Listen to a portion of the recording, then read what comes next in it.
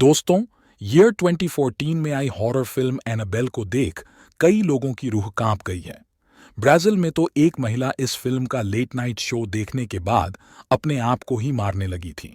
दुनिया में कम ही ऐसी हॉरर फिल्म्स होती हैं जो लोगों को इस हद तक इन्फ्लुएंस कर पाती हैं। 2005 में 23 इयर्स की जर्मन लड़की की जिंदगी पर बेस्ड एक फिल्म आई थी, the exorcism of Emily Rose. Film डरावनी थी और इसने अच्छा खासा बिजनेस भी किया था। लेकिन क्या आप जानते हैं कि रियल लाइफ एमिली की कहानी फिल्मी लाइफ से कई गुना ज्यादा भयानक थी? एनालीजे का जन्म 1952 में एक बेहद डिसिप्लिन्ड कैथोलिक फैमिली में हुआ था। उसके परिवार के लोग बेहद फैनेटिक नेचर के थे। एनालीजे की बड़ी बहन मार्था की मौत केवल 8 साल की उम्र में हो गई थी। मार्था की मौत की वजह से एनलीजे की मां उस पर अधिक दबाव डालने लगीं। उसे बार बार होली लाइफ बिताने की सलाह दी जाती थी और उस पर कड़ी नजर भी रखी जाती है। एनलीजे को स्कूल बहुत पसंद था और वो कई सब्जेक्ट्स में बेहद होशियार थी। वो जब 16 इयर्स की थी तो वो एक बार स्कूल में बेहोश होकर गिर गई थी। उसके दोस्तों के मुताबिक एनलीजे कुछ मिनट्स के लिए ट्रांस स्टेट में चली गई थी। दरअसल एनालीजे के फैमिली के फंडामेंटलिस्ट एटीट्यूड की वजह से उसकी मेंटल कंडीशन खराब रहने लगी थी। जिस दिन वो बेहोश हुई थी उस रात वो अपने शरीर में एक हैवी फीलिंग के साथ उठी थी। एनालीजे ने अगले दिन स्कूल न जाने का फैसला किया। हालांकि कुछ दिनों के बाद सब कुछ सामान्य हो गया। इस घटना के 1 साल बाद ऐसी ही एक घटना हुई। एनालीजे को डॉक्टर के पास ले जाया गया। हालांकि डॉक्टर के साथ साथ एक न्यूरोलॉजिस्ट का भी कहना था कि एनालीजे के साथ कुछ भी प्रॉब्लम नहीं है। हालांकि फरवरी 1970 में उसे टीबी के चलते हॉस्पिटल में भर्ती कराया गया। हॉस्पिटल में रहने के दौरान उसके साथ तीसरी बार ऐसा हुआ।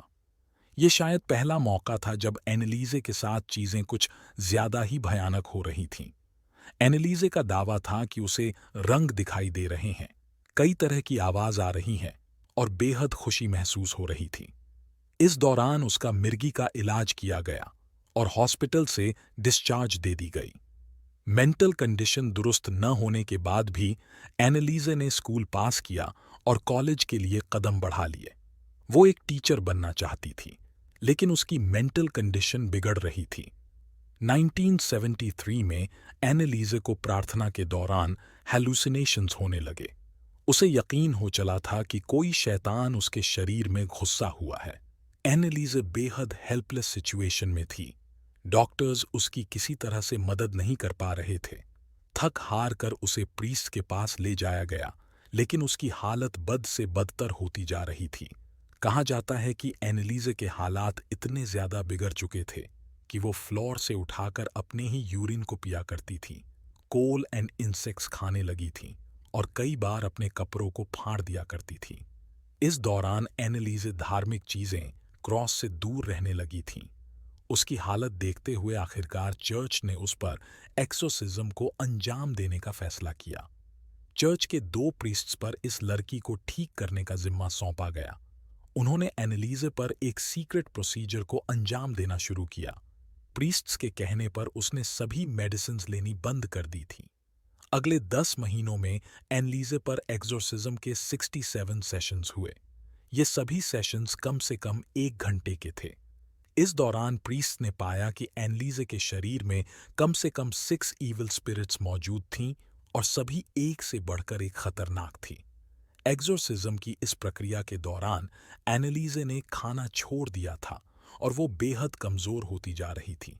लेकिन इस हालत में भी उसे कई बार चेन से बांधा जाता था, क्योंकि उसके शरीर में मौजूद डेविल्स को ये प्रीस्ट निकालने की कोशिश कर रहे थे। एनालीजे की मौत 1976 में हुई तो उनकी ऑटोप्सी में सामने आया कि उनके दांतों में फ्रैक्चर था, आंखें काली पड़ चुकी थीं और बॉडी पार्ट्स पर चोट के निशान थे। मिर्गी के इलाज के 6 इयर्स बाद एनालीजे की मौत हो गई।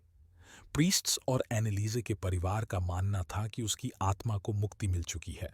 हालांकि इन दोनों प्रीस्ट्स और एनालीजे के माता पिता को उसकी मौत का रिस्पॉन्सिबल माना गया और इन सभी को जेल की हवा खानी पड़ी। तो आज हमने exorcism of Emily Rose real horror story के बारे में जाना।